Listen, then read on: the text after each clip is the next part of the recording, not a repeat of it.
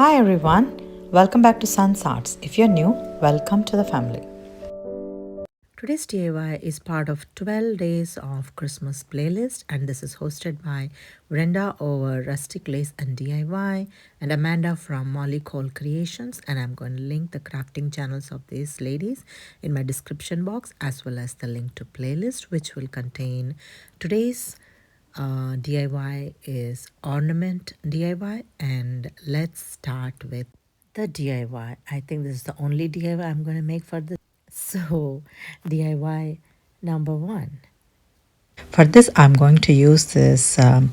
Actually, this is tissue paper, and I thought like this is such a beautiful print and design on it. And I used it in the previous project, but I couldn't, get enough. So I wanted to, use this for this cute wooden ornament from Dollar Tree. And I just love the shape of this ornament. And I am taking like generous amount of Mod Podge, and I'm just, covering it all over it, and I just let it dry.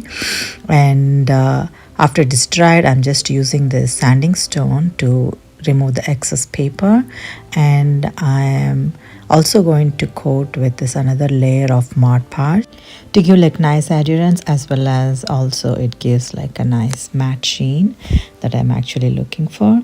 And after it is dried, I'm taking some of this Christmas picks from Dollar Tree, and I also have this cute shiny leaf on either side.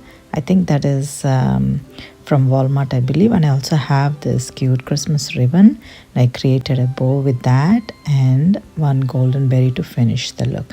Look how beautiful this whole design brightens up, and the ribbon is also matching with all the colors, and I'm so happy with the end result, you guys. So yeah, this is one of it, and this is one of my favorites today. You have to let me know your thoughts as